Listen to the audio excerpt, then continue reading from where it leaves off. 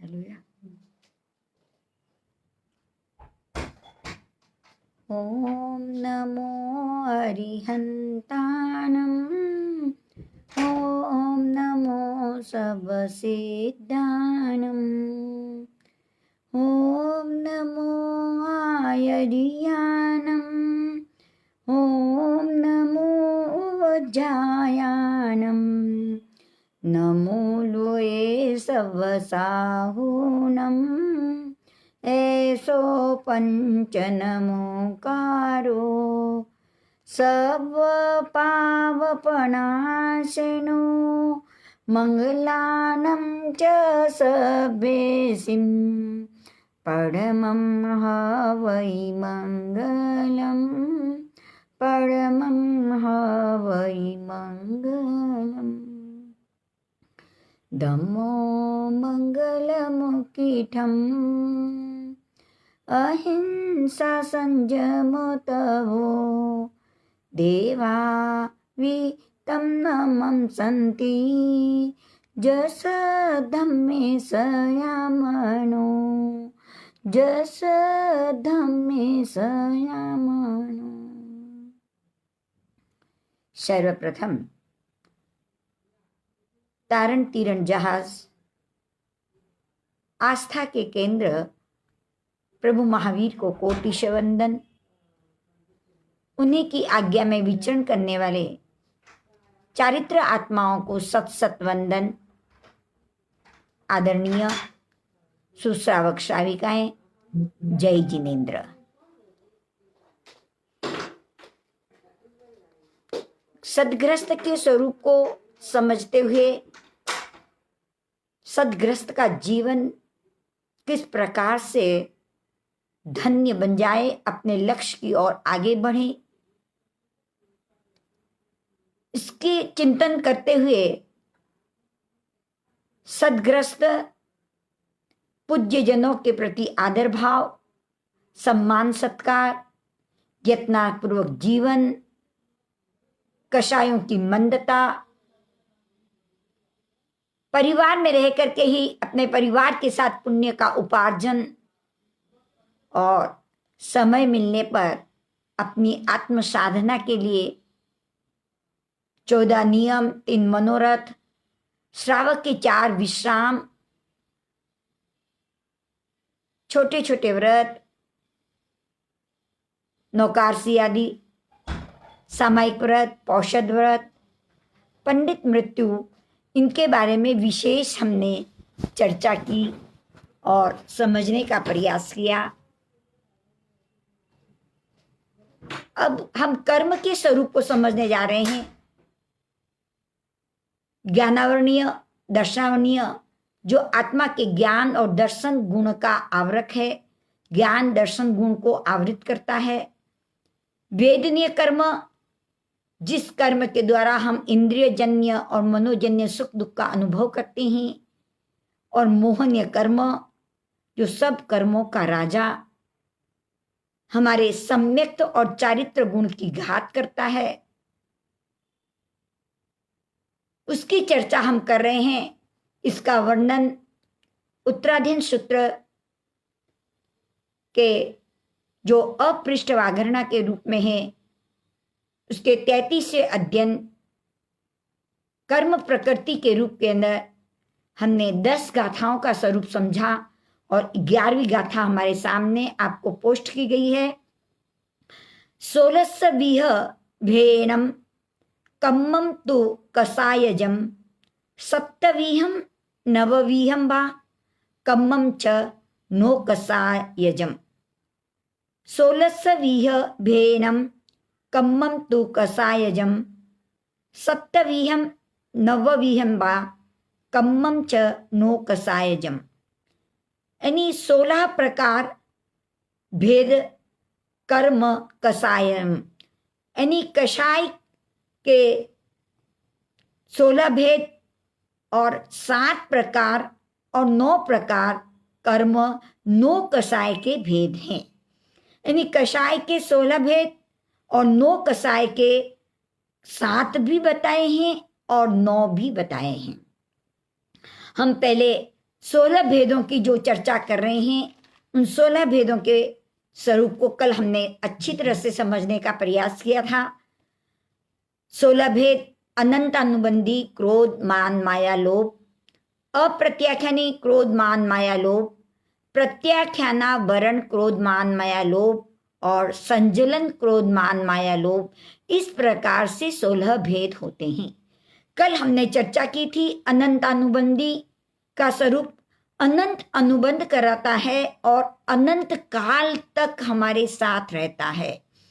अनंत अनुबंध कराने वाला और अनंत काल तक हमारे साथ रहता है, जीवन पर्यंत साथ में रहता है, हमारे सम्यक्त गुण की घात करता है और नरक गति के योग्य कर्म पुद्गलों को संग्रह करवाता है। वह कर्म है अनंतानुबंधी। उसके स्वरूप को हमने कल अच्छी तरह से समझने का प्रयास किया। उसके बाद अप्रत्याख्यानी क्रोध मान माया लोभ, जो अप्रत्याख्यानी है, छोटे मोटे त्याग व्रत, पचकान, श्रावक के 12 व्रत आदि लेने के रूप में जो ऐसे आंशिक रूप से चारित्र को ग्रहण करने नहीं देता, वह अप्रत्याख्यानी क्रोध मान माया लोभ है। जो श्रावकत्व का बाधक बनता है, श्रावक व्रत को ग्रहण करने नहीं देता, बैठे रहने देता है किंतु सामयिक की आराधना करने नहीं देता,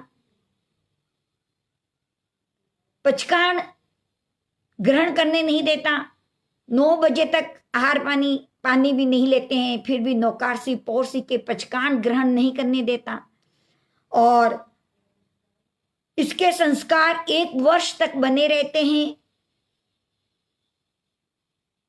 और यह तिर्यंच गति के योग्य कर्म पुद्गलों का संग्रह करता है।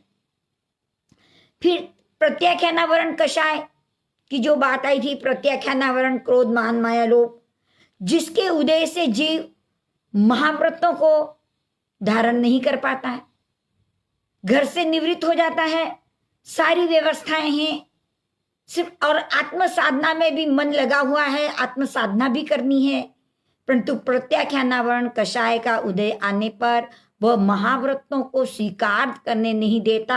यानी महाव्रतों को रोकने वाला, महाव्रतों को ग्रहण करने से रोकने वाला जो कर्म है वो प्रत्याख्यानावरण कषाय है।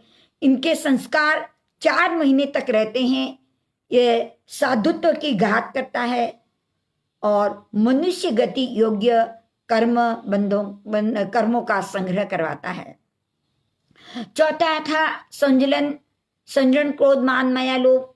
यह कषाय जो मुनियों को भी उपसर्ग आने पर या परिसह आने पर संतप्त कर देता है और उन संतप्त से वह अपने जीवन के अंदर यथाख्यात चारित्र को ग्रहण करने नहीं देता। 15 दिन तक के इसके संस्कार चलते रहते हैं और जीवन के अंदर देवगति के योग्य कर्म पुद्गलों का संग्रह करता है। तो इस प्रकार से कल हमने अनंतानुबंधी, अप्रत्याख्यानी, प्रत्याख्यानावरण और संजलन, इन 4 कषायों के 16 भेदों की चर्चा की थी और इनकी स्थिति को समझा था। जाप जीवन की 12 महीने की है, 4 महीने की है, 15 दिन की है, परंतु ये ऐसे ही नहीं रहता। जब हम प्रतिक्रमण की आराधना करते हैं, मन के अंदर क्षमा, विनय, सरलता आदि गुणों को जागृत करते हैं, उसका प्रकटीकरण होता है हमारी आत्मा के अंदर, तो ये कषाय भी मंद पड़ जाते हैं। यानी अनंतानुबंधी, अप्रत्याख्यानी में अप्रत्याख्यानी, प्रत्याख्यानावरण में प्रत्याख्यानावरण संजलन के अंदर परिवर्तित हो जाता है। सिर्फ हमारी साधना की आवश्यकता है। ये कषाय चिंतन करें तो हमें हमारे आत्मगुण, व्रत आदि को ग्रहण करने नहीं देता। कितनी बड़ी रुकावट है। हमको तो सिर्फ लगता है क्रोध मान माया लोभ की हम बात करते हैं, परंतु वास्तव में देखा जाए तो हमें जो व्रत, पचकान, नियम आदि लेने के भावों को पैदा नहीं होने देता। यानी मोहनीय कर्म वो है जो आत्मा के अंदर आत्मगुणों के विकास होने नहीं देता, आगे इतना विकृत बना देता है। हमारे क्षमा गुण, विनय गुण, सरल गुणता गुण, सत्य, संतोष आदि गुणों को इतना विकृत बना देता है कि उससे ऊपर उठना कठिन हो जाता है। ये जो सारी स्थिति बताई है ये सारे व्यवहार नहीं की अपेक्षा से ही, क्योंकि कई दृष्टांत ऐसे देखने के में मिलते हैं, जैसे प्रसन्न चंद्र राजऋषि जब अपनी ध्यान साधना के अंदर खड़े थे और वहां से दो सैनिक निकले, सुमुख और दुर्मुख, चर्चा कर रहे थे कि कितनी गहरे ध्यान में खड़े हैं, कितनी साधना में खड़े हैं, और सुमुख उनके गुणों की प्रशंसा कर रहा था, किंतु दुर्मुख नाम ही दुर्मुख है, दुष्ट प्रवृत्ति वाला वो कह रहा था, कायर है ये तो, अपने छोटे बेटे को राज्य पे गद्दी पे बिठा करके साधना करने के लिए बैठा और ये कायर है। ये शब्द कान में पड़ते ही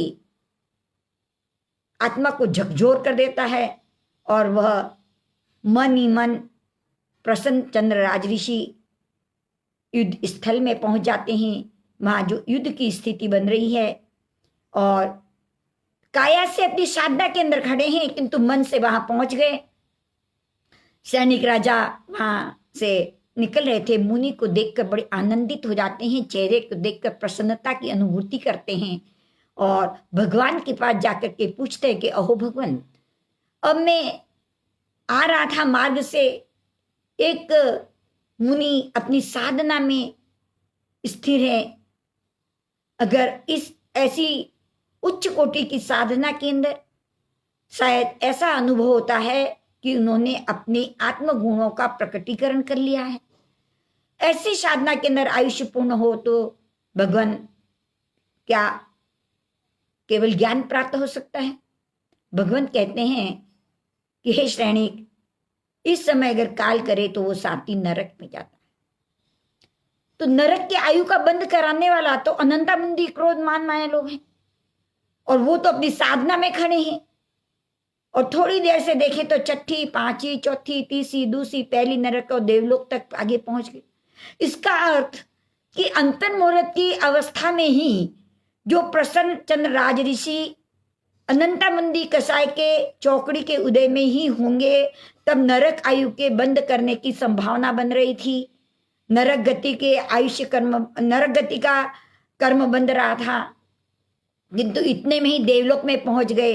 तो इसका अर्थ हुआ अनंतानंदी की स्थिति भी अंतर मुहूर्त की भी होती है। एक ज्ञान जीवन की बताई, वहां पे भी अंतर मुहूर्त की भी होती है। तो निश्चय में हम नहीं कहते, परंतु व्यवहार नए के अंदर ये सारी व्यवस्थाएं हमारे सामने। और इस तरफ बाहुबल जी को देखें तो बाहुबल जी भी अपनी साधना के अंदर 12 महीने तक अपने साधना में खड़े रहे। सिर्फ छोटे भाइयों को जो पहले मुनि बन चुके हैं उन्हें वंदन करने की बात को लेकर के, तो उनके अंदर संजलन कषाय था। सिर्फ इतना ही वंदन नहीं करने के भाव, विशेष कोई कषाय नहीं, संजलन कषाय ही होगा, किंतु वह भी 12 महीने तक रह सका। तो इसका अर्थ यह होता है कि व्यवहार नहीं से सारी स्थितियां बताई जाती है, निश्चय नहीं से तो नहीं कह सकते, वो तो परमात्मा ही फरमा सकते हैं।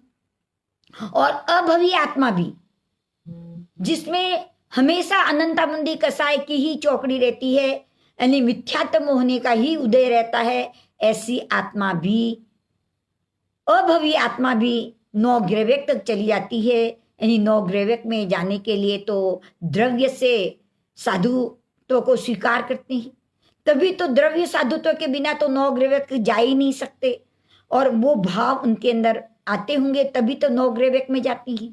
तो इस प्रकार से अगर देखा जाए तो ये सारे कषाय परिवर्तनशील हैं। हम अपनी साधना के द्वारा इन कषायों को चिंतन मनन करके, इनको परिवर्तित करके संजलन तक और अकसाई भी बन सकते हैं। तो हमने ये कल 16 भेदों को समझने का प्रयास किया था। कर्म प्रकृति के अंदर जो बात चल रही है वो इस आगम के अंदर तो इसके कर्म बंध के कारण नहीं बताए गए हैं, किंतु भगवती सूत्र के अंदर, भगवती सूत्र शतक 8 उद्देशक 9 सूत्र 351 के अंदर चारित्र मोहनीय कर्म कैसे बंधता है उसका स्वरूप समझाया है, क्योंकि यहाँ पे उत्तराधीन सूत्र में जो कर्म पैठी करके कर्म प्रकृति का जो स्वरूप समझाया जा रहा है उसमें भेद प्रभेद और बताए गए हैं, किंतु कर्म बंध का स्वरूप नहीं बताया गया। तो वो भी आगम है। हम आगम के माध्यम से चारित्र मोहनीय कर्म कैसे बंद होता है, जो कर्म उदय में आता है उसमें अनुरक्त हो जाने से, उसमें तीव्रता बढ़ जाने से पुनः उसी कर्म का बंध होता है। जैसे क्रोध आया और क्रोध के अंदर हम और क्रोध को तीव्रता की ओर ले जाते हैं, बेभान हो जाते हैं, उस कसाय के अंदर अनसंट बकने लग जाते हैं, तो पुनः वापस क्रोध का बंध हो जाता है। क्रोध आते हुए हमें जागृत अवस्था बनानी होती है, हम जागे जागृत रहें तो वो क्रोध पुनः नए कर्मों का बंध नहीं कर पाता। इसलिए भगवती सूत्र शतक 8 उद्देशक 9 में सूत्र नंबर 351 के अंदर मोहनीय कर्म के बंध के जो कारण बताए हैं वो इस प्रकार से हैं। मोहिनज्ज कम्मा शरीर पोग पुच्छा गोयमा तिव्व कोह याये तिव्व मान याये तिव्व माया याये तिव्व लोभाये तिव्व दंसन मोहनिज्जाये तिव्व चारित्र मोहनिज्जाये। पुनः बोलूंगी। मोहनिज्ज कम्मा शरीर पोग पुच्छा गोयमा तिव्व कोह याये तिव्व मान याये तिव्व मायाये तिव्व लोभाये तिव्व दंसन मोहनिज्जाये तिव्व चारित्र मोहनिज्जाये। यानी भगवती सूत्र के अंदर गौतम स्वामी के प्रश्न हैं और प्रभु उनका समाधान कर रहे हैं। गौतम स्वामी का प्रश्न था, मोहनीय कर्म का शरीर का प्रयोग बंध किस प्रकार का होता है। यानी मोहनीय कर्म, इस कर्म का प्रयोग बंध यानी शरीर के साथ जो संबंध जुड़ता है वो किस प्रकार से जुड़ता है। भगवान ने फरमाया, हे गौतम, तीव्र कोहाए तीव्र क्रोध करने से, तीव्र मायाए तीव्र मान करने से, तीव्र मायाए तीव्र माया करने से, तीव्र लोभाए तीव्र लोभ करने से, तीव्र दंसन मोहनिज्जाये तीव्र दर्शन मोहनीय से, और तीव्र चारित्र मोहनीय से, ये चारित्र मोहनीय कर्म का बंध होता है। यानी तीव्रता, कषायों की तीव्रता जब बढ़ती है और क्रोध मान माया लोभ दर्शन मोहनीय और चारित्र मोहनीय के अंदर जब तीव्रता होती है, तीव्र उदय आते ही इसमें तीव्रता जब बढ़ जाती है तो वह जीव आपस चारित्र मोहनीय कर्म का बंध करता है। तत्वार्थ सूत्र में भी बताया है, कषायोदया तीव्रात्म परिणामस चारित्र मोहस्य, कषायोदया तीव्रात्म परिणामस चारित्र मोहस्य। यानी कसाय के उदय होने पर जब आत्मा के तीव्र परिणाम बन जाते हैं तो वो जीव पुनः चारित्र मोहनीय कर्म का आश्रय करता है, यानी चारित्र मोहनीय कर्म को बांधता है। तीव्र कषायों के अंदर जब वशीभूत होकर वह उद्वेलित हो जाता है, तीव्र कषाय आने पर आपा खो देता है, उद्वेलित हो जाता है, उस समय आत्मा के तीव्र कलुषित भाव के कारण से वह कसाय पुनः चारित्र मोहनीय कर्म का आश्रय बन जाता है, और इस प्रकार से बनता है कि वो संयम में बाधक बन जाता है, यानी संयम ग्रहण करने नहीं देता। इस कषायों के स्वरूप को समझते समझते यही चिंतन आता है, हम अपने कषायों को अच्छी तरह से समझने का प्रयास करें। कई बार हम क्रोध में आकर के कहते हैं कि मर जाएंगे तो भी इनसे बात नहीं करेंगे। जो ऐसी जो प्रवृत्ति मन में चल रही है, इन कषाय मोहनीय के स्वरूप को समझें कि ये कषाय हमारे सम्यक्त्व की घात करके, हमारे चारित्र की घात करके हमारे नरक तिरिंच चाहूत का गति का बंद करा देती हैं। तो हमारा चिंतन चलना होगा कि हमारे कषायों से हमारे भीतर जो भाव चल रहे हैं, ऊपर से तो कभी चेहरे पर नहीं दिखाई देता, किंतु भीतर का वेग चलता रहता है, भीतर के वेग उमड़ते रहते हैं, माया लोभ की प्रवृत्ति चलती रहती है, वो हमारी आत्मा के गुणों की घात कर देता है। इसलिए पुनः पुनः इस पे चिंतन करना होगा कि हम कषायों का को अपनी आत्मा से कैसे अलग करें। अलग करने के तरीके मैंने कल आपके सामने रखे थे। प्रतिक्रमण की आराधना, प्रतिक्रमण ही एक ऐसी आराधना है जिस आराधना से कसायों से निवृत्त हो सकते हैं।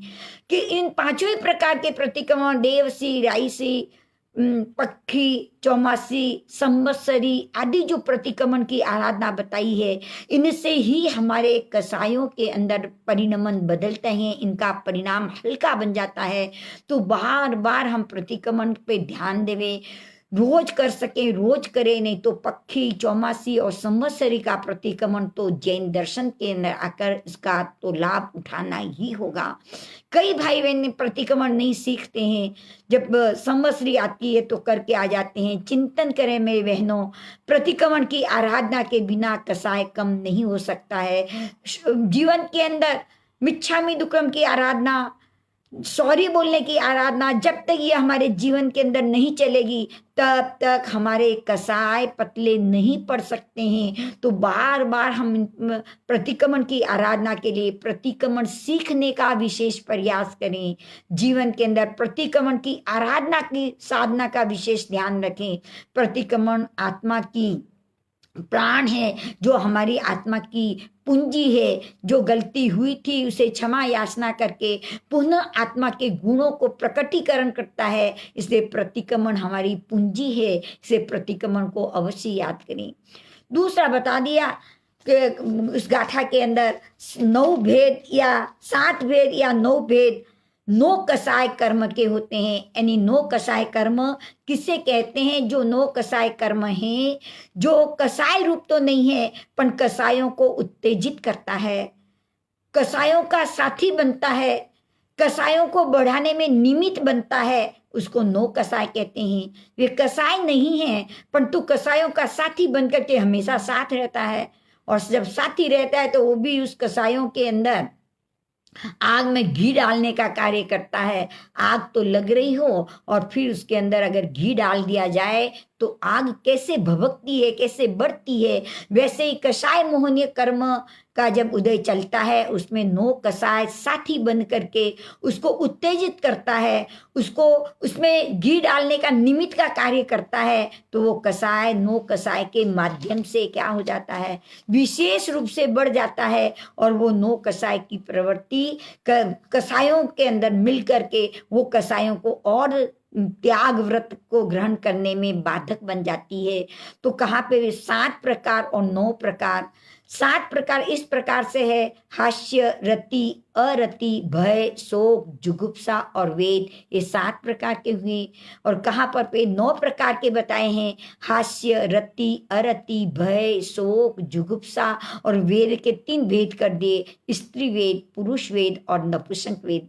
तो ये 9 प्रकार मूल रूप से सिर्फ भेदों की संख्या में अलग अलग विभाजन किया गया है अच्छी तरह से समझने के लिए। किंतु 7 भेद कह दें या 9 भेद कह दें तो विशेष कोई अंतर नहीं पड़ेगा।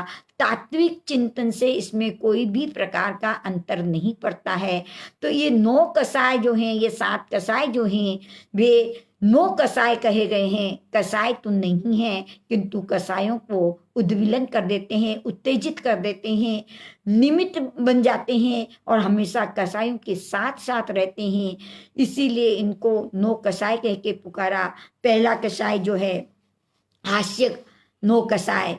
हास्य 9 कसाय मोहनीय कर्म के उदय के कारण के उदय जब आता है तो कारण हो या बिना कारण ही हंसी मजाक सूझती है, वो हास्य 9 कसाय मोहनीय कर्म है।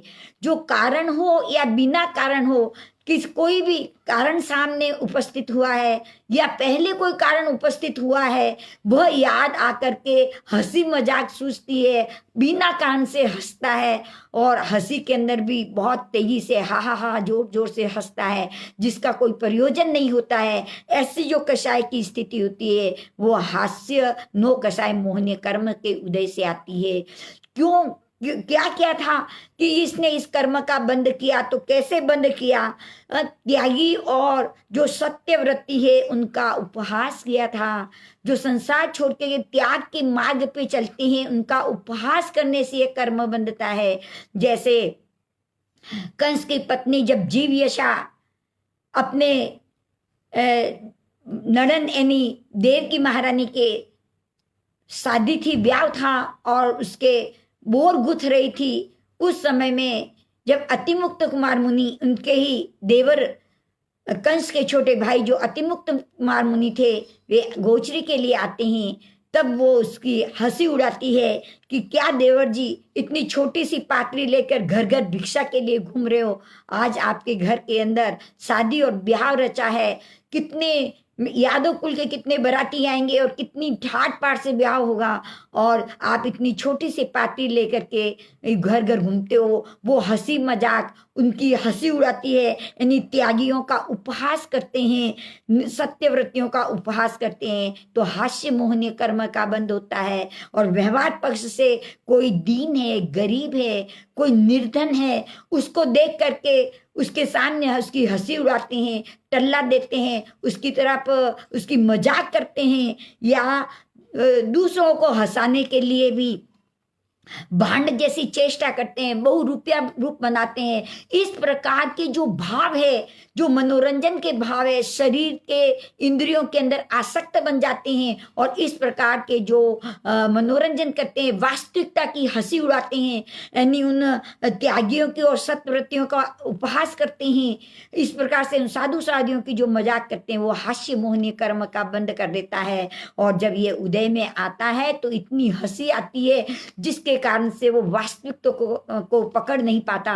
जैसे प्रवचन के अंदर भी जाता है तो हंसी मजाक की बातें करता रहता है, तो वास्तव में क्या है, वास्तव में देशना का स्वरूप क्या है, जो प्योर चीज जो चल रही है, वास्तविकता जो चलती है, उसकी तरफ उसका लक्ष्य नहीं बनता। इस प्रकार से वो हास्य नो कषाय मोहनीय कर्म का बंद कर लेता है। और जब उदय में आता है तो जीवन को हंसी हंसी में ही व्यतीत कर देता है।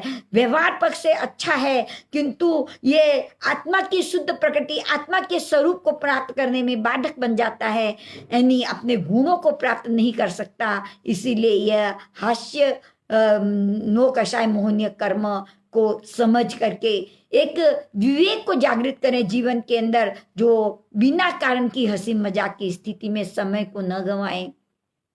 दूसरा है रति नो कसाय मोहनीय कर्म, जिसके उदय से इस जीव को धन पे, पुत्र पे, राज्य पे, अपने देश पे, अपने वैभव पे, अपने परिवार वालों पे इतना अनुराग होता है, इतना अनुराग होता है, और उस अनुराग के अंदर जुटते हैं। कर्तव्य करना गलत नहीं है, कर्तव्य तो निभाना ही पड़ता है, कर्तव्य तो है, उनकी व्यवस्था हमारे जीवन के अंदर, हमारे जो आश्रित हैं उनको करना है।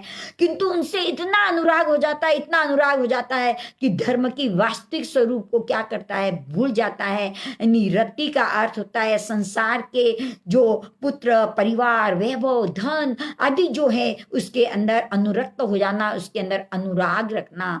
ये उदय में जब आता है तो इसी परिवार के अंदर ही हमारा पूरा जीवन चला जाता है। हम आत्मा की साधना नहीं कर पाते, तो सदग्रस्त वो है। इसके स्वरूप को समझ करके अपनी आत्मा के लिए चिंतन करें, और इस रति मोहनीय कर्म का जो बंध है, वो जो नीति है, न्याय नीति जो बताई है, धर्म युक्त जो विचार हैं, उनसे अप्रीति रखता है। नीति की बात करता है तो हंसता है कि इससे जिएंगे तो संसार में कैसे जी पाओगे, लोग तो कहाँ के कहाँ बढ़ गए और तुम ऐसी ऐसी बातें करते हो। तो ऐसी नीति की, जो न्याय की बातें की जाती है, जो धर्मयुक्त बात की जाती है, धर्म की जहाँ चर्चा होती है वहां पे अप्रीति रखता है।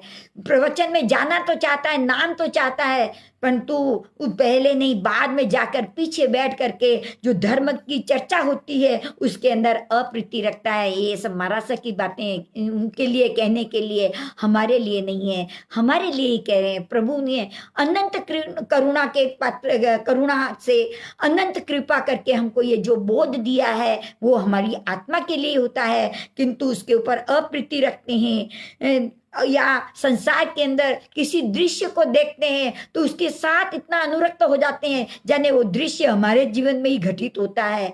धर्म की वाणी को हम अपने जीवन में घटित नहीं करते, धर्म की आराधना सुनते सुनते रोम रोम पुलकित नहीं होता, किंतु संसार के ऐसे दृश्य देख करके, खेल आदि तमाशे देख करके, अपने फोटो आदि पकड़ करके इन संसार के वातावरण के अंदर इतने अनुरक्त हो जाते हैं और दूसरे के मन को भी अपने अधीन बना लेते हैं। दूसरा धर्म ध्यान करना चाहता है, उसको भी अपनी ओर खींचते हैं और उसको भी संसार के कार्यों में जोड़ देते हैं। ऐसी हमारी वृत्ति होने पर जीव रति मोह नो कषाय मोहनीय कर्म का बंद कर लेता है और ऐसा बंद होने पर जब उदय में आता है तो यह स्थिति बनती है कि वो चाहते हुए भी धर्म ध्यान की आराधना की और आगे नहीं बढ़ पाता है। उसी को पैसा धन परिवार में ही अटका रहता है, परिवार से ऊपर नहीं उठते। कई जैन दर्शन के और धर्म की प्रवृत्ति वाले भी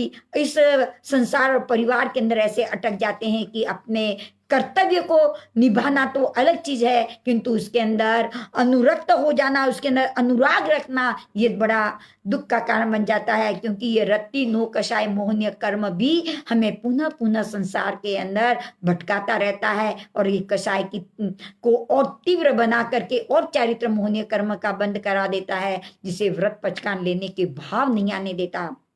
और तीसरा है अरति नो कषाय मोहनीय कर्म।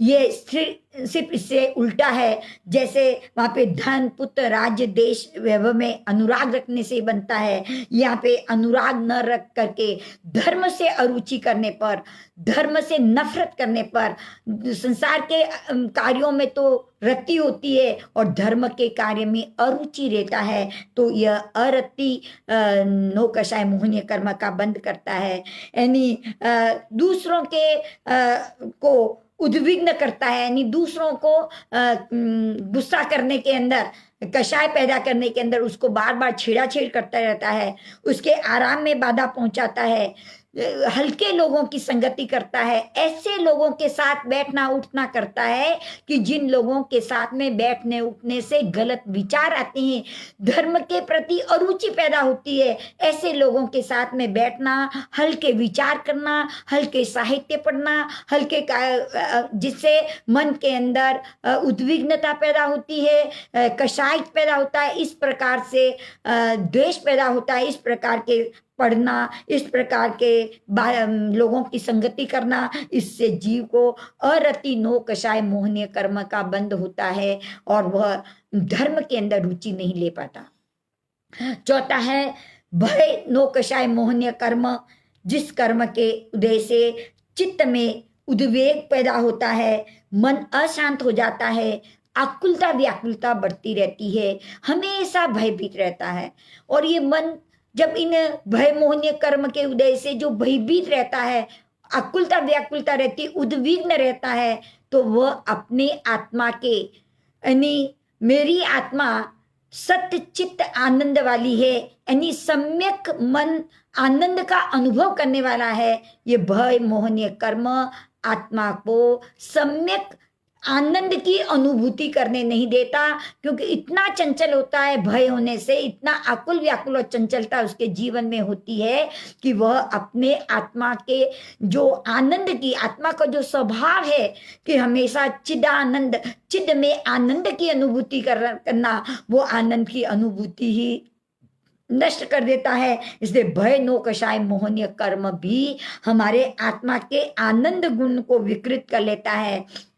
इसमें जब बंधता है, स्वयं भयभीत रहता है, दूसरों को भी भयभीत करता है और भय का स्मरण करता रहता है, ऐसे भय के दृश्य देखता है, तो पुनः पुनः भय मोहनीय कर्म, भय नो कषाय मोहनीय कर्म का बंद होता रहता है। और इस प्रकार से ऐसे कर्म बंद होने से उसके जीवन के अंदर हमेशा भयभीत, हमारी कई बहनें तो झिंगुर से भी, चूहे से भी भागती है, भय पैदा होता है, वो नहीं काटता है, वो कुछ भी नहीं कर रहा है, वो प्राणी अपने सीधे सीधे रास्ते जाता है, वो कुछ नहीं करता, कितने इतने भयभीत होते हैं। ये भय मोहनीय कर्म का ही उदय है और भयभीत होने के कारण से सम्यक स्वरूप को समझ नहीं पाते। कई बहनें प्रवचन के अंदर या कभी क्लास के अंदर कोई प्रश्न आदि भी पूछे जाते हैं, पता होता है, उसका आंसर भी पता है, मालूम भी है, पास में बैठने वाले को बता भी देता है, किंतु उठ करके खड़े होकर के नहीं बताता कि भय लगता है। क्यों भय लगता है? कि गलत होगा तो क्या सोचेंगे लोग। कुछ नहीं सोचेंगे, सही या गलत दोनों में से एक ही तो होगा। या तो सही होगा या गलत होगा, गलत होगा तो हम उसको सम्यक बना लेंगे, और सही है तो आगे समझ करके और दूसरे प्रश्न के जवाब देने के लिए जागृत बने रहेंगे।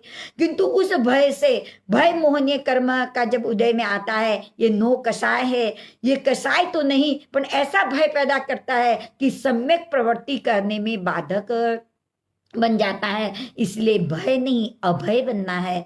सबसे अभय जो बनेंगे, पहले अपने आत्मा के प्रति हमको अभय बनना है। अगर आत्मा को ही हमेशा भयभीत बनाते रहेंगे तो फिर तो वापस वही नरक तिर्यंच की ही इस तरफ जाना पड़ेगा। किंतु अभय बनेगा तो उसका आगे मोक्ष का द्वार अब उसके लिए खुल जाएगा। इसलिए भय मोहनी कर्म से भयभीत नहीं होना, आगे बढ़ना है। और पांचवा है शोक नो कषाय मोहनीय कर्म, जिसके कारण से हृदय के अंदर जो इष्ट का वियोग हो जाता है तो मन के अंदर क्लेश उत्पन्न होता है। इष्ट का वियोग और अनिष्ट का सहयोग बना रहे तो यह शोक मोहनीय कर्म की उत्पत्ति होती है।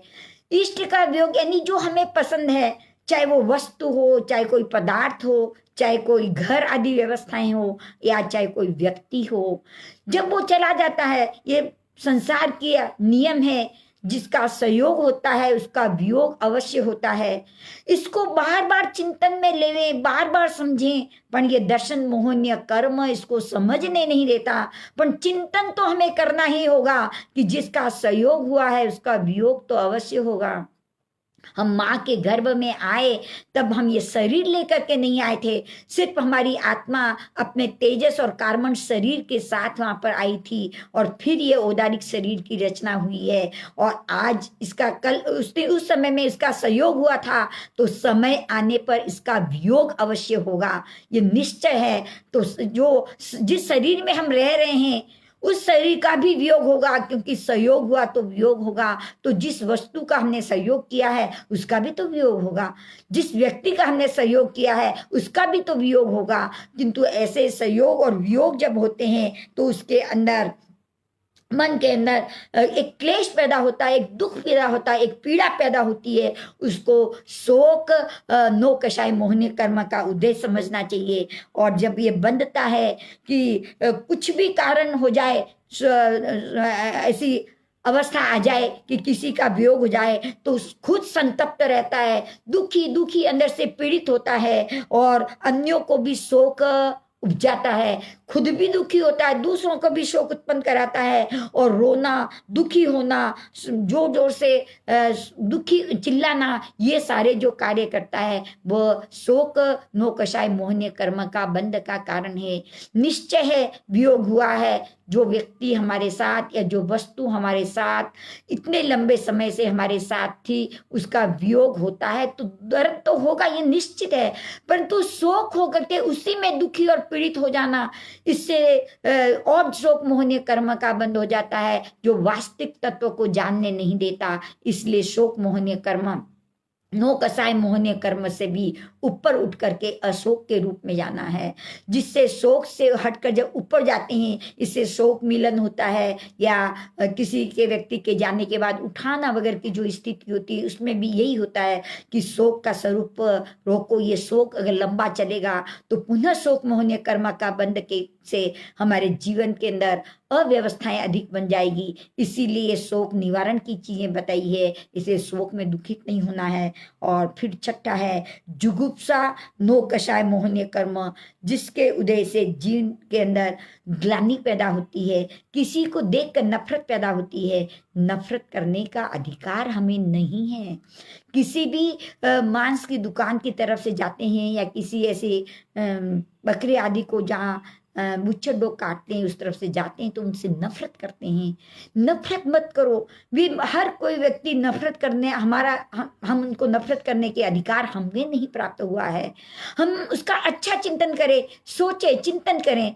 कि ये कितना अज्ञान अवस्था वाला है, इसको सम्यक अभी तक समझ में नहीं आई, कोई बात उसको अच्छी तरह से समझ में नहीं आई है, यह तत्व के स्वरूप को नहीं समझ पा रहा है, इसीलिए इस जीव को मार रहा है, इसको पीड़ा दे रहा है। हे भगवान, इसकी भी बुद्धि निर्मल बने, ये भी अच्छे विचार वाला बने, अच्छा चिंतन वाला बने और ऐसे गलत कार्यों से ऊपर उठे, इस प्रकार के विचार पैदा करना चाहिए। किंतु हम जुगुप्सा करते हैं, उससे घृणा करते हैं, उससे नफरत करते हैं। उससे नफरत करने पर हमारे भीतर के अंदर जुगुप्सा नौकशाय मोहनीय कर्म का उदय हो जाता है और एक समय ऐसा आता है कि लोग हमारे से घृणा करने लग जाते हैं। ऐसा अनुभव किया है, कई बार देखा भी है कि कोई व्यक्ति का हाथ पर जाता है तो कोई उसका मान सम्मान नहीं करता, उससे कोई बात करना नहीं चाहता, घृणा है। ये क्या है? जुगुप्सा मोहनीय कर्म का ही उदय चल रहा है कि सब कुछ व्यवस्थित होते हुए भी उससे कोई बात करने के लिए तैयार नहीं होता, उसके साथ घृणा करता है। ये हमारे ही कर्म बांधे हुए हैं, क्योंकि जब धार्मिक वृत्तियों के अंदर या धर्म से घृणा करता है, व्यक्ति से घृणा करता है, इन गंदी चीजों को देख करके जब घृणा करता है तो फिर से वह जुगुप्सा नौकशाय मोहनीय कर्म का, और विशेष करके धार्मिक व्यक्तियों के प्रति या धर्म के प्रति जो घृणा करता है तो वो निश्चित में जुगुप्सा नौकशाय मोहनीय कर्म का बंद करता है।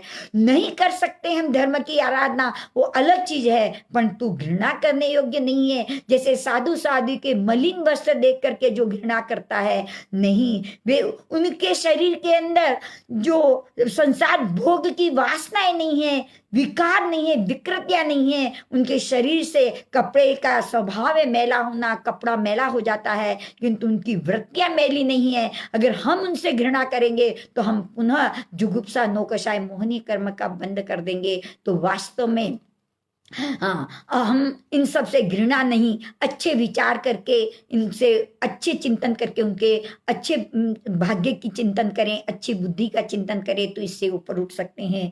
और सातवां है स्त्रीवेद। स्त्रीवेद कर्म का जो बंध है, इसके उदय से स्त्रीवेद मोहनीय नौकशाय मोहनीय कर्म का जब उदय होता है तो स्त्री को पुरुष के साथ संभोग करने की इच्छा उत्पन्न जो होती है, अंदर से जो भाव उत्पन्न होते हैं, उसको स्त्री वेद कहा है। ये वेद मोहनीय कर्म का ही उदय है। इससे स्त्री को पुरुष के साथ संभोग करने की जो इच्छा अंदर से जागृत होती है, इसको स्त्री वेद मोहनीय कर्म कहा गया है।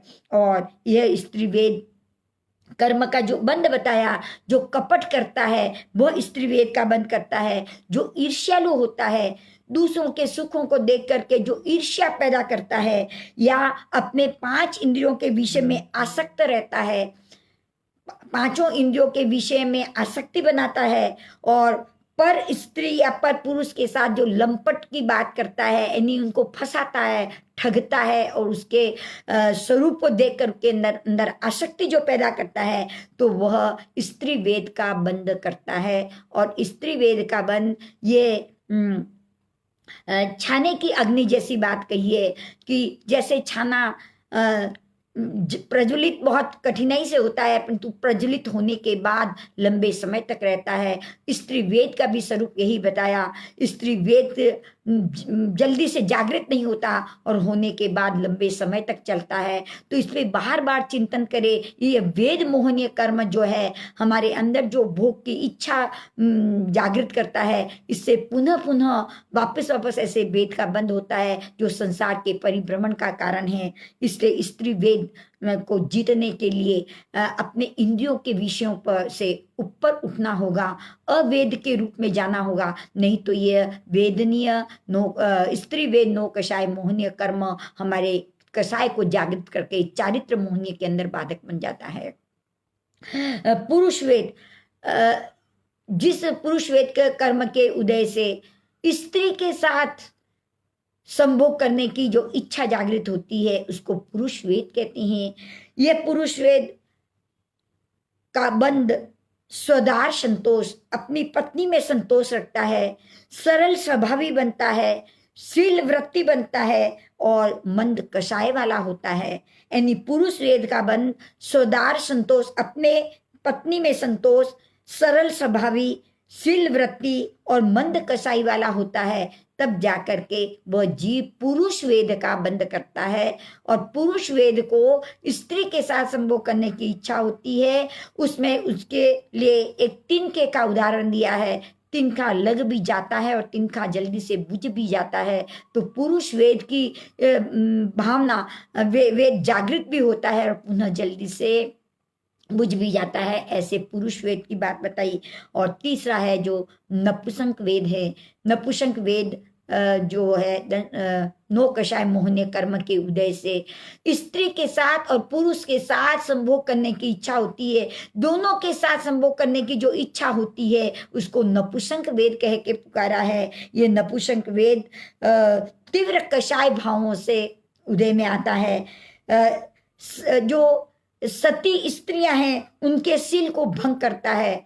जो दीक्षा ली हुई साधवियां हैं या शील पालन करने वाली जो सतियां हैं उनके शील को भंग कर देता है। उनके चारित्र को दोष लगाता है। उनके शील के अंदर अलग अलग रूप से उनके साथ व्यवहार बना लेता है। उन महापुरुषों के साथ पास जाकर के तो उनके त्याग की वृत्ति को ग्रहण करना है, उनके त्याग के भावों को ग्रहण करना है।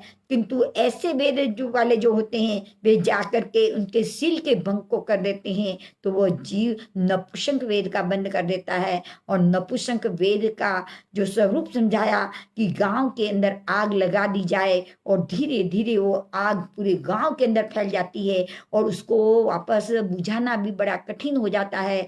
तो नपुंसक वेद के अंदर जो भोग की इच्छा चलती है वो इतनी जबरदस्त होती है नपुंसक वेद वालों को, यानी स्त्री पुरुष दोनों के साथ जो भोग करने की जो इच्छा अंदर से जो जगती है उसको बुझाना बड़ा कठिन हो जाता है। ऐसे ही इन संभोग की स्थिति को शांत करना बड़ा कठिन है। स्त्री वेद, पुरुष वेद और नपुंसक वेद, इसको समझ करके इससे ऊपर उठना है। क्योंकि एक समय के अनुसार ये अपने आप ढलती है, किंतु जो अपने आप ढलती है वो शारीरिक व्यवस्था के अनुसार है। किंतु हमें समझ करके इस वेद का बंद करने से पुनः कषाय के अंदर चारित्र कषाय, मोहनीय कषाय के बंद होगा और पुनः व्रत, पचकान, नियम आदि लेने में बाधक बन जाएंगे। हमारी आत्मा अपना कल्याण नहीं कर पाएगी। इसे स्व इच्छा से जैसा अपने को अवसर मिले, अष्टमी का, चौदस का, पक्खी का, 5 तिथियों का, जिस प्रकार से हम इसका त्याग कर सके अपने उत्कृष्ट भावों से, तब जाकर के जीव वेदी से अवेदी बन सकता है और अपने आत्म जागरणा कर सकता है। कम से कम त्याग की भावना इस भाव के अंदर इतनी जागृत बननी चाहिए कि पुनः इन कर्मों का बंध न कर पाए। तो इस प्रकार से ये जो 9 कषाय बताए गए हैं, जो कषाय तो नहीं है पर कषायों को उत्तेजित करने वाले, कषायों को उद्विलन करने वाले, इन कषायों को के साथी, इन कषायों के निमित्त बनने वाले ऐसे जो 9 कषाय है। हास्य 9 कषाय मोहनीय, रति 9 कषाय मोहनीय, अरति 9 कषाय मोहनीय, भय 9 कषाय मोहनीय, शोक 9 कषाय मोहनीय और शोक 9 कषाय मोहनीय, स्त्री वेद, पुरुष वेद और नपुंसक वेद 9 कषाय मोहनीय। ये 9 और ऐसे खाली वेद को एक लिया जाए तो 7। इस प्रकार से आगमकार ने 7 भेद और 9 भेद बताए हैं। इनको क्षय करने के लिए हमारा पुरुषार्थ ही काम करेगा। हम अच्छी तरह से समझ के इसका त्याग करने की भावना बनाएंगे। निश्चय के अंदर ये 9 कषाय मोहनीय को जो जीत लेता है वह चारित्र कषाय मोहनीय को भी हल्का बना देता है और दर्शन मोहनीय कर्म को भी हल्का बना देता है। क्योंकि ये जो पहले वे लग रहे हैं वे तो धीरे धीरे शांत हो जाएंगे, किंतु ये घी डालने का जो काम कर रहे हैं उनको पुनः पुनः उत्तेजित करते हैं। इन्हीं को अगर निकाल दिया जाए तो उत्तेजितता अपने आप शांत हो जाएगी। इसीलिए इस पे विशेष ध्यान दे, अधिक से अधिक वेद पे और रति अरति भाव से विशेष ध्यान दे कि हम इन संसार के इन पदार्थ और व्यक्तियों के साथ हम रति भाव, यानी उसके उनके साथ के अंदर हमारा जो अनुराग चल रहा है कि हम इसके अंदर विशेष आसक्त हो रहे हैं या हमारा कर्तव्य भाव से हम निभा रहे हैं, इसका बार बार हम अगर चिंतन करें तो इससे ऊपर उठ सकते हैं। तो इस प्रकार से ये मोहनीय कर्म जो है दो प्रकार का दर्शन मोहनीय और चारित्र मोहनीय। दर्शन मोहनीय की 3 प्रकृतियां, सम्यक्त मोहनीय, मिथ्यात्व मोहनीय और मिश्र मोहनीय। चारित्र मोहनीय के 2 भेद, कसाय चारित्र मोहनीय और नो कसाय चारित्र मोहनीय। कसाय चारित्र मोहनीय के 16 भेद, अनंतानुबंधी क्रोध मान माया लोभ, अप्रत्याख्यानी क्रोध मान माया लोभ, प्रत्याख्यानावरण क्रोध मान माया लोभ और संजुलन क्रोध मान माया लोभ। और 9 कसाय के 9 भेद, हास्य, रति, अरति, भय, शोक, जुगुप्सा, स्त्रीवेद, पुरुषवेद और नपुंसकवेद। इस प्रकार से इस मोहनीय कर्म की 28 प्रकृतियां हैं। और ये 28 प्रकृतियां दर्शन मोहनीय और अनंतामुंदी की चौकड़ी पहले गुण स्थान तक बंद होती है। अप्रत्याख्यानावरण कसाय चौथे गुण स्थान तक बंद होता है। प्रत्याख्यानावरण कसाय 5वें गुण स्थान तक बंद होता है। और हास्य, रति, आरती आदि के जो कसाय हैं वे आगे से आगे उदय में बंद होकर के उदय में आते रहते हैं 8वें गुण स्थान तक। और स्त्री वेद, पुरुष वेद, नपुंसक वेद और संज्वलन क्रोध मान माया का उदय 9वें गुण स्थान तक, संजन लोभ का उदय 10वें गुण स्थान तक और उदय के साथ बंद भी चलता रहता है। इसलिए पहले गुण स्थान से 9वें गुण स्थान तक इस मोहनीय कर्म की प्रकृतियों का बंद होता है और 10वें गुण स्थान तक उदय आता है। ये सब कर्मों का जो राजा है ये 10वें गुण स्थान के अंदर हार जाता है, 10वें गुण स्थान के अंदर क्षय हो जाता है। तब आगे जाकर के कोई भी कर्म विशेष बंध को प्राप्त नहीं होते, मात्र एक साता वेदनी का बंध होता है। बाकी सारे कर्मों के बंध स्वतः ही रुक जाते हैं। इसीलिए संसार का सेंटर पॉइंट अगर कोई कह दे कि संसार का सेंटर पॉइंट क्या है, कौन क्या है, तो संसार का सेंटर पॉइंट अगर है तो वो है मोहनीय कर्म, जो हमें इस संसार के अंदर परिभ्रमण कराता है। तो इस प्रकार से इस कर्मों की प्रकृतियों को हम समझ रहे थे और समझ करके हम इसको अपने जीवन में कसाय कैसे कम करें इसका विशेष चिंतन करेंगे। और इस मोहनीय कर्म के बाद के अंदर अगला जो कर्म है वो है आयु कर्म। तो हम समझेंगे कि मोहनीय कर्म से संबंधित होकर के आयु कर्म का बंध किस प्रकार से होता है, हम किस प्रकार से आयुष्य बांध लेते हैं, हम आयु को नहीं बांधे तो कैसे आगे बढ़ सकते हैं, एंड अनायु कैसे बने, इस सारी प्रवृत्ति को समझने का काम करेंगे। आयुष्य कर्म हमें इस संसार के अंदर अपने नियत स्थान तक रोक करके रखता है। इतना दुख होने पर मरने की चाह करते हैं तो मर नहीं पाते, और बहुत सुख है उसको भोगने की चाह करते हैं, किंतु यह कर्म अगर क्षय हो गया है तो उन सुखों को भोगने नहीं देता। ऐसा जो आयुष्य कर्म है इसकी चर्चा कल जैसा अवसर होगा वैसा करने के भाव रखेंगे और इसको विशेष रूप से समझने का कार्य करेंगे, क्योंकि आयुष्य कर्म का स्वरूप एक बहुत ही सुंदर और बहुत ही अलग रूप से है। जिसको समझ ले तो आयु कर्म बांधना ही छूट जाएगा, तो मुक्ति अवश्य मिलेगी। इन्हीं मंगलमय भावनाओं के साथ हम इस कर्मों की जो चर्चा कर रहे हैं, जिनवाणी का आधार लेकर के कर रहे हैं, फिर भी जिन वाणी के विपरीत या उपयोग न रहने के कारण से शब्दों का स्वरूप समझ में न आया हो या बोलने में गलत आ चुका हो, तो उसके लिए तहे दिल से मिच्छामी दुक्कड़म। और जिन्होंने भी भाग लिया इसको सुनने का प्रयास करके अपने जीवन को परिवर्तन करने का अगर चिंतन कर रहे हैं, तो उन सभी बहनों को बार बार बहुत बहुत धन्यवाद और धन्यवाद के पात्र हैं। इसमें कोई प्रश्न हो तो अपना प्रश्न कमेंट बॉक्स में के अंदर डालिए, हो सकता है हम चर्चा करके इसको और विशेष समझने का प्रयास करेंगे। इन्हीं मंगलमय भावनाओं के साथ सबको बहुत बहुत हार्दिक धन्यवाद, और आगे से आगे इसकी चर्चा करते रहें जिससे बहुतों को इसका लाभ मिलता रहे। इन्हीं मंगलमय भावनाओं के साथ मंगल पाठ गुरुदेव की आज्ञा से, बड़े भाई बहनों की आज्ञा से, चत्तारी मंगलम अरिहंता मंगलम सिद्धा मंगलम साहू मंगलम केवली पणितो धम्मो मंगलम। चत्तारी लोगुत्तमा अरिहंता लोगुत्तमा सिद्धा लोगुत्तमा साहू लोगुत्तमा केवली पणितो धम्मो लोगुत्तमो। चत्तारी शरणं पवज्जामि अरिहन्ते शरणं पवज्जामि सिद्धे शरणं पवज्जामि साहू शरणं पवज्जामि केवली पणितं धम्मं शरणं पवज्जामि।